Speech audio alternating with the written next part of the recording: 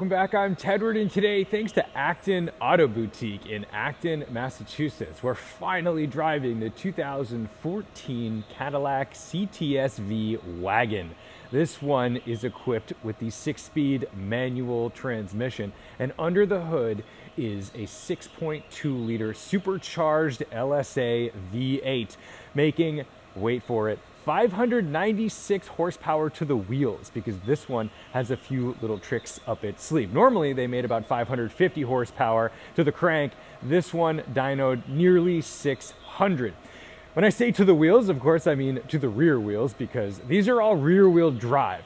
I feel like this is the last of one of the greatest examples of a proper factory hot rod. Everything out today, whether it's BMW or Mercedes or Audi, they're channeling the power to all four wheels. Some of them are hybrid setups. They're almost too advanced. They've lost the plot in terms of the hot rodification of the cool, normal businessman sedans that they've based them on. But this CTS feels like a bizarro skunkworks project where they wanted to bring back the Nomad, and they certainly did it well. So let's take a look around. First of all, style-wise, this thing looks fantastic. I already loved the CTS, and then when they come out with the wagon, this silhouette, this shape is just perfect. It screams practicality. It screams hot rod. It looks like it was built in somebody's garage, but by somebody with talent, not just some hack job. This really looks like it mattered to the people who were making it. And that's the thing about General Motors. Their portfolio is so enormous. When you really look through how many cars they build, how many segments they cover, it starts to feel like they've completely lost the plot. And once in a while, they come out with something like this, where it just seemingly hits so perfectly. And it really feels like GM is the class clown that doesn't actually need to go to detention. They just need to be advanced to grade or given special project. This is one of those special projects that I'm so thankful they made. So let's take a look around. First of all, we've got these monster Brembos, which by today's standards, not very large at all. They're 6-pot Brembos with the V badging on them. And we've got the optional 19-inch wheel with the 255 section in the front, and doing everything it can to put the power down is a 285 in the rear. This should really be like a 305, but I kind of think it's fun because it'll just do burnouts. It's a little bit Larry. And around back, our very pointy rear end, it comes to a literal point down the center of the vehicle. And beside our large, long taillights, we can enter the practicality of a hot rod dad wagon or mom wagon. Why not? It's fantastic. You're able to fit anything and everything in here. I am so sick of the SUV-ification of the auto industry. There, I'll say it. It's okay to feel this way, but I'm so sick of everything just being a hot rod, SUV, CUV. We need more wagons. BMW is starting to kind of prove that this is possible. I mean, sure, we love the RS6 and we love the E63, but the M5 take rate on the wagons is almost entirely wagons. Probably because the sedan's kind of ugly, but I feel like this wagon almost missed the mark. It was like a little too ahead of its time, and people liked them and obviously valued them, but I don't know that they were selling enough to continue the project, nor continue to make another generation in the CT-5V Blackwing, because I think a CT-5V Blackwing wagon would be the perfect car. The fact that you get this in a manual with rear-wheel drive just shows that we definitely don't need to be setting Nürburgring lap times. We don't need to be hitting that 1.9 second to 60. This will do about 3.9 to 60. That's plenty fast. It's ridiculous, and it's fun, and it makes you feel alive when you drive it, and I'm really just starting to miss that feeling. And the CT-5V Blackwing does that job, but it just doesn't do it with a hatchback. But let's get under the hood, because that's what this is all about. We always talk about two-car solutions, where you have one fast, hot roddy thing and one practical, cool, stylish daily driver. This is the one-car solution. This means you do not need to get some boring grocery getter to sit next to your Camaro ZL1. you can basically just have a Camaro ZL1 in a grocery getter, because not only does this have a supercharged LSA, it also has mag ride. Now, that might be a problem because from what I've been told, mag ride parts are getting difficult to get. This mag ride setup was actually all replaced in 2023, so you've probably got plenty of miles and years left with this car. So if you are going to go buy this car, this is probably the one to get. Plus, it is tastefully modified under here. So let me get out my list because I'm going to forget all of it. The important things: Cook's 2-inch ceramic coated headers and catted X-pipe, Metco Motorsports solid supercharged isolator and 2.4-inch pulley. That's probably where most of our power is coming from.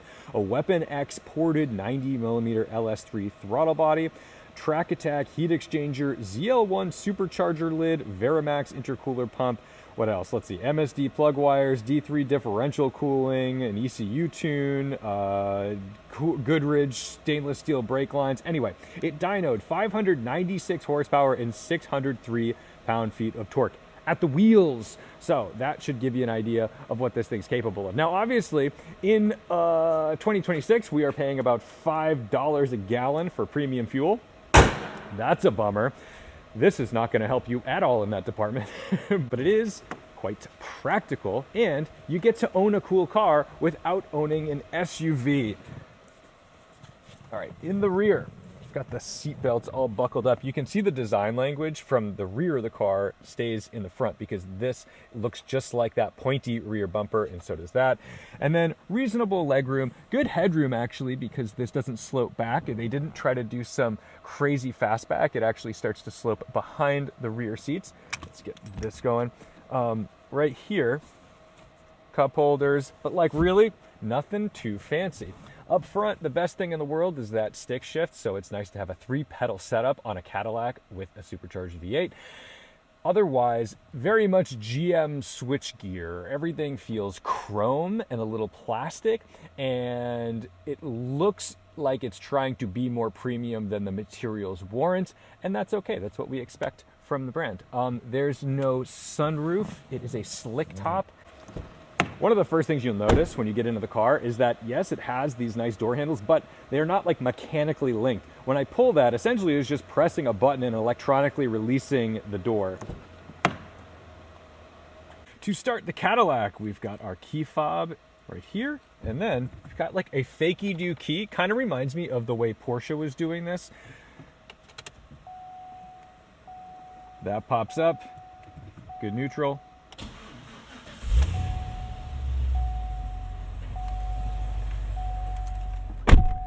I love the way these things start up. They're almost like tired. There's so much engine the starter motor needs to turn. So some of the switchgear may feel a little cheap and GME, but it has all the stuff you need. In fact, it even has 3-level heated and ventilated seats for the front passengers, which is really nice. And each of them gets their own little climate thing. I kind of dig the design of this. Maybe it's not the most beautiful thing, but it's quite functional, because why do I need to know what's going on over there? They've got their own setup, and that makes your passenger feel kind of special.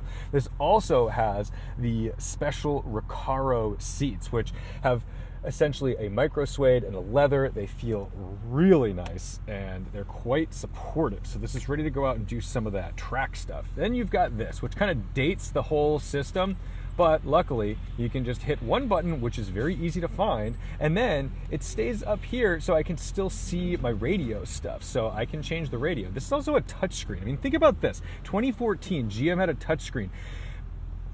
Aston Martin didn't have a touchscreen in the DBX until like a year ago. So just kind of crazy stuff once in a while when you think about it, but you've got to appreciate where we are. So let's get out and make some noise.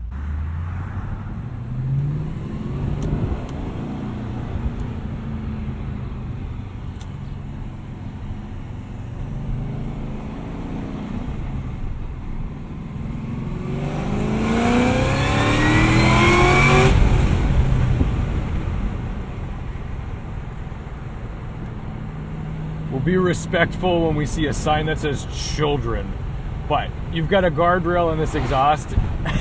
I think you've got to let it open up just a little bit. Inside, it's a Caddy. It's kind of comfortable. It's relaxing.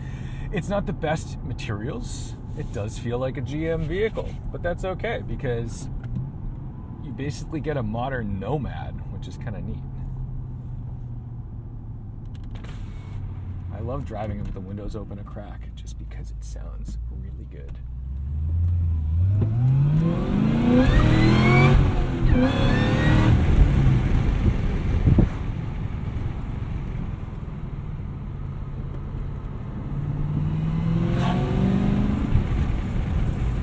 So the new CT-5V Blackwing is one of the most ridiculous vehicles on the market today. And the thing that's staggering about that car is just how refined it is and how it really does feel like if the E39 M5 grew up and got 2026 technology, that's where you'd land. BMW's gone and kind of lost the plot. Not entirely, I like the new M5, but it does not do what this does. Or what that does. This definitely feels a little older, but it does not do what the CT-5V Blackwing does. But this is a little more old school. It feels a little more outrageous. It feels a little more special in some regards even.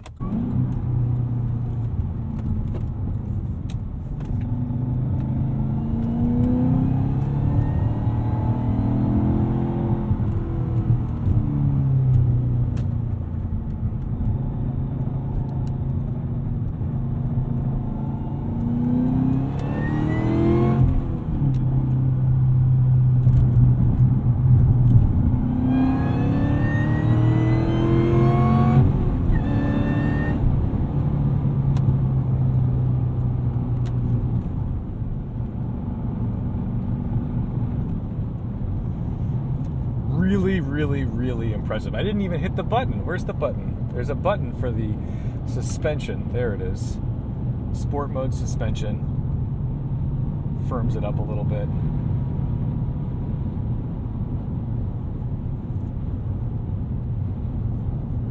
Oh man, yeah.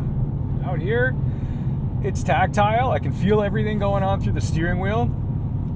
It's not a Rolls Royce, it's not a Bentley, it's a Cadillac.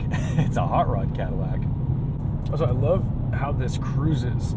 You're at like 75 miles an hour, it's at like 2300 RPM.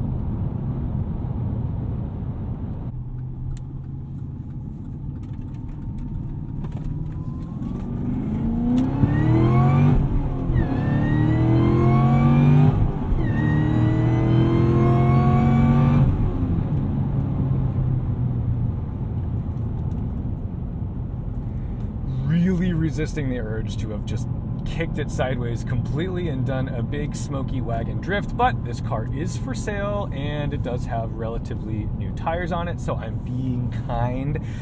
But the thing I like about this is it's kind of like a Miata in the sense, relax, in the sense that it's very approachable. You know how this is going to behave. It's not a confusing car to play with. You know what's going on with the steering, you know what's going on with the throttle and the clutch and the shifter, and it's balanced, and it is the kind of car that you would just feel immediately confident and comfortable getting in and just exploring beyond its limits just to see where it goes.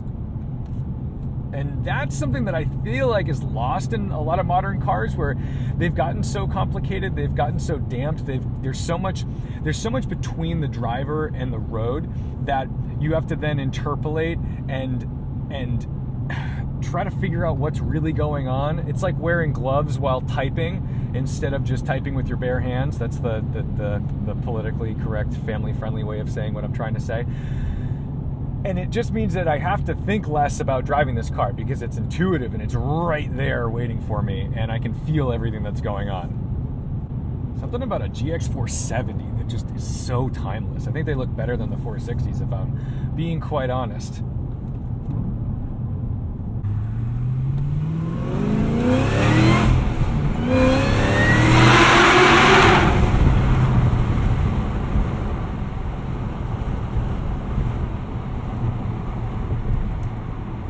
I gotta do this again. Let me get this tuned in.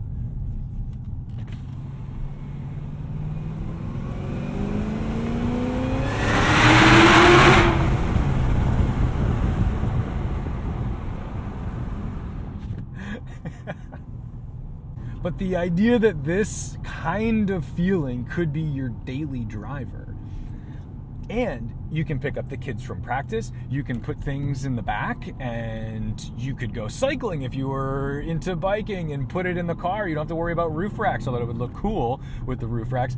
I just think that the practicality of a wagon is something that we decided was nerdy in like the 80s and 90s, and only enthusiasts really appreciated it. Because if you look back, like watch the show Mad Men, right? If you're not really familiar with 60s vibes, station wagons were sort of mom cars. They were not the man's car. And so they gained some like level of femininity or something. There was something unmasculine or uncool about a station wagon. But the thing is, just like any kind of style or design, it evolves and it changes, and the same thing can mean something else later on. It's very silly to me when I see somebody kind of shitting on a station wagon just because they think it's lame or girly or just uncool, but I know this is cool.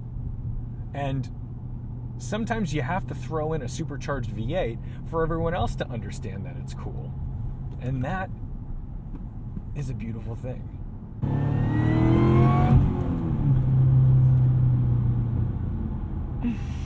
Really hard not to just do this constantly and be a complete psycho. My God, this thing drinks fuel. All right, so I think we're gonna wrap it up because like I didn't even realize how much fuel we've been using, and I gotta go finish up some photos of this thing.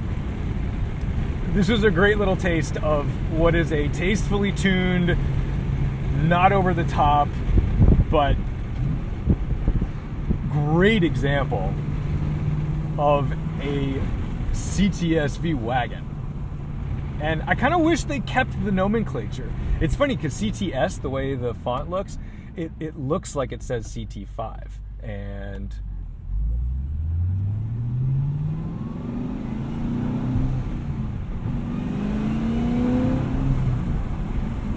from the back, kind of looks the same as the modern cars.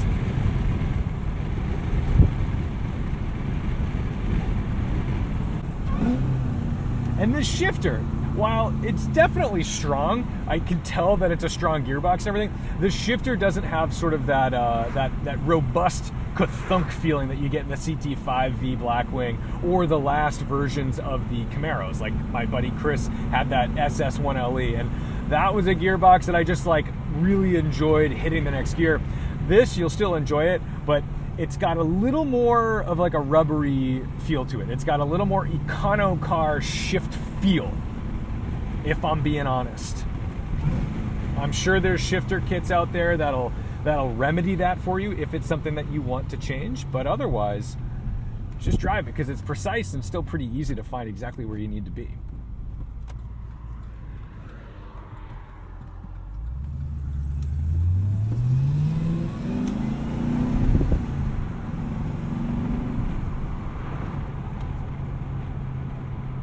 So if you're looking for the quirky, over-the-top, maybe even silly antidote to SUVs, you don't need to buy an X3M. Maybe what you need is a CTS-V Wagon, a supercharged American V8.